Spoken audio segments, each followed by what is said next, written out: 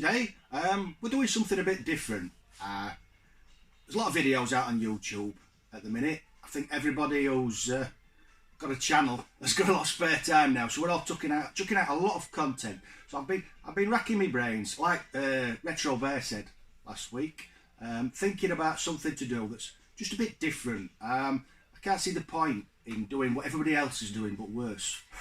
Yeah. So anyway, so I watched a video by Pete Fighter 2 last week. Do check his channel out, by the way. I will put a comment. I will put a link in the description thingy to his channel. Yeah, he was on about collecting, and he was on about how it must be fun and there must be a point to it, or there isn't a point and it just stopped. And it got me thinking about this huge pile of plastic tats behind me, and I thought it'd be interesting, and I'm hoping people do response videos to this, by the way. Yeah, I'd like it if other people look at their collections and do a response to the video that I'm doing now. Yeah, does that make sense? I don't know, it's early and I'm hungover. Yeah, I wanted to do this last night, but I got absolutely assholed. Yes, I did. Where was that? Yeah, so this video, what I've done is I've gone through my collection, and I've tried to pick 10 games. This is what I want you to do, pick 10 games, but there must be games you love that you didn't play before you started collecting. Yeah, that's the idea. So I've gone through various formats, not all of them. Some I struggled with. I struggled with the original Xbox because I've only really picked up games that I really enjoyed back in the day, and because I used to have a chipped Xbox, I had a bajillion games back then. Yeah, so but I've gone through the other systems, and I've picked 10 games that I'd not played before. I had heard of most of them, or some of them, but I'd not played them myself, and that I absolutely love. Yeah, so that's the idea. I think I've made that make sense. Anyway, so what I'm going to do is I'm just going to pick them up and go through them and talk a bit about each one. Yeah, so let's crack on. So the first game is Xeno on the ZX Spectrum. Now, my friend Baz Harding has an Ace YouTube channel that I'm sure you all know about. This is one of his favourites, but I never played it back in the day. It's a bit like the air hockey game. It's a bit like the air hockey game, but without the air. Yeah, you're like a little robot thing, and you fight the computer or a mate if you've got one. I never do. Yeah, you fight your mate or the computer itself, and you basically have to score on the other goal. It's been done before. It's been done since, but it's great fun, really addictive, and like I said, I'd never played it back in the day, but it's now a firm favourite on the ZX Spectrum. Yeah, so that's Xeno. So that's my first pick. What should we go to next? We'll go to the Master System. This is one I only played for the first time last week, and it's Renegade. Now, this is a firm favourite on the ZX Spectrum. I'd say it's definitely in my top 10 games of all time, but I'd never played this version. And although it doesn't play like the Spectrum version, which it's hard to explain. It's just such a good game. This feels a bit more arcadey, if you get what I mean. But it's brilliant. I've been playing this a lot since doing the Renegade video, and I'm still crap at it.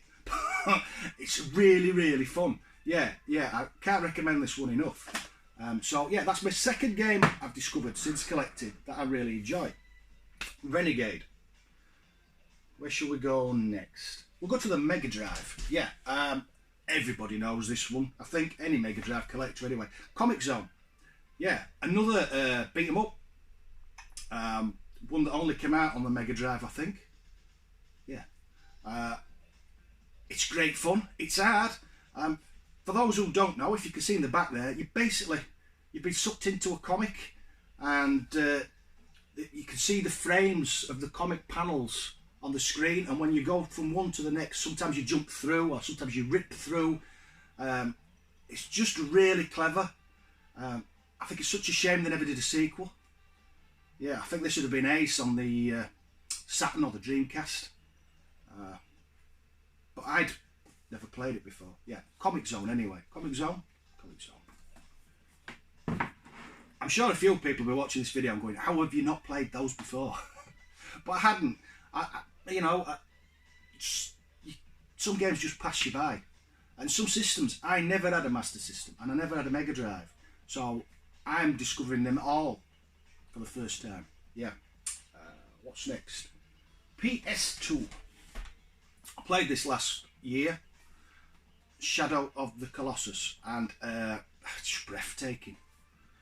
If you've not played this and you've got a PS2, I think actually it's been remastered on the PS3 and PS4. And it is just epic. It's basically... it's a game of end level bosses. Yeah, there's no... it's an open world thing, but there's nobody really within the world. It's really desolate and barren, and you've just got to take out the bosses. And I'll not spoil it. I'll not spoil it because it's the story. Yeah, breathtaking game. There's a couple of bits in it where you're like, oh, yeah. And I never had a PS2 either, so I played this last year and I played it all the way through and just thoroughly enjoyed it. So that's Shadow of the Colossus, and it doesn't want to stand up because it's a bastard. You go that way.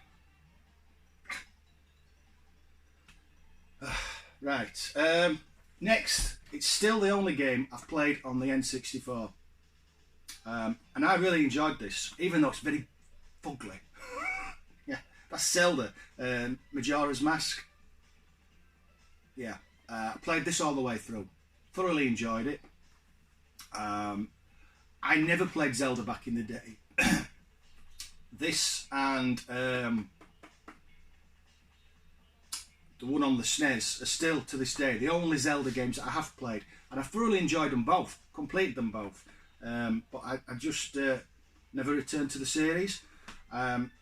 As people know, I'm not a huge fan of the N64. The story carried this one. It's not a pretty game. Some of the levels are quite frustrating. But yeah, still, nevertheless, I sat and played it all the way through. It took me a few weeks, off and on. But yeah, brilliant game, brilliant fun. I do keep saying I'm going to spend some time on the N64. Yeah, maybe next week. Oh, there's always another week, isn't there? GameCube. I struggle with GameCube because I still haven't spent much time on it. I keep meaning to, like the N64, and just never get time. But I have played this, and although I can't get very far, it's far too hard for me. Pikmin is a great game. It's one I didn't play back in the day. I've not actually played it on the GameCube. This is a bit of a cheat. I played it on the Wii. I think it's exactly the same. Really clever little puzzle game. You really do feel for these guys. You don't want them to get killed off. Yeah. There's a sequel I have not played at all. It's on the shelf somewhere. Yeah. But Pikmin is a great game, and it's another one that doesn't want to stand up. Go to the PS1 next. This needs a new case. Suikoden. I bought this 3 years ago, maybe 3 years ago, and I played it instantly as soon as I got it, and I played it all the way through. Thoroughly enjoyed it. I keep meaning to try the sequel. It's more of the same, I think, but I really do love my old school RPGs. And this is brilliant. This is brilliant. Great story. Loads of characters to find. I think you can even port your characters from the PS1 to the PS2 to play in the later games. I'm not sure. Yeah. I think you only also get the true ending if you collect all the characters. I didn't do that. yeah. But just breathtaking. Another brilliant game that passed me by back in the day. Yeah.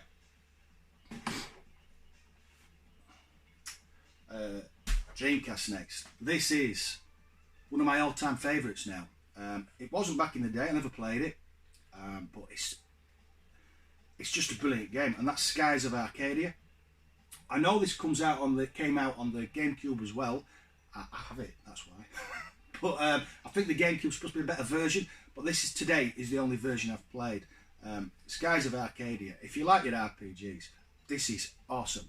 I mean, you're a space pirate. You fly a flying ship. what's not to like? You even have an eye patch. It's just awesome. You know, if you've got a copy of this kicking about and you've got nothing else to do due to the virus, the epidemic, this is the one you need to play.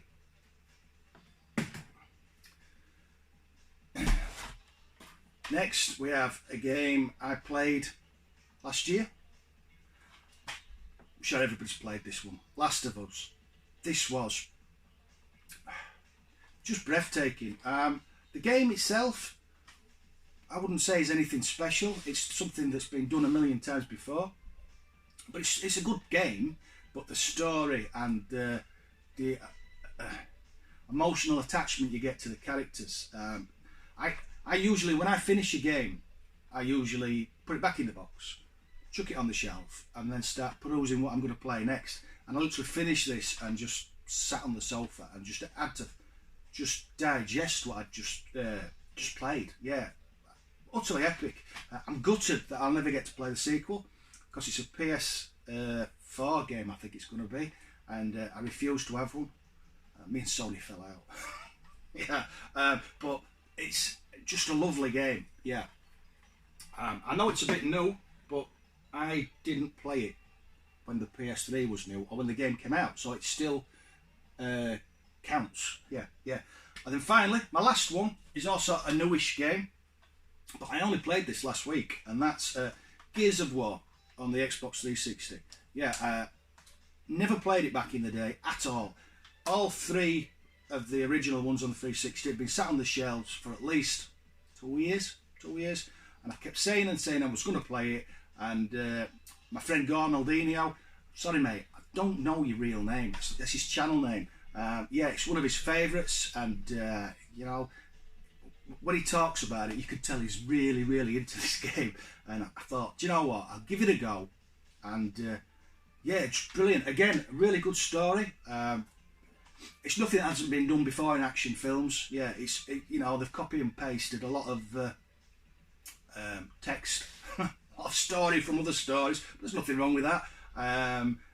The action though, it's really fast and tight, and you can't just run in. You will just get shot and die.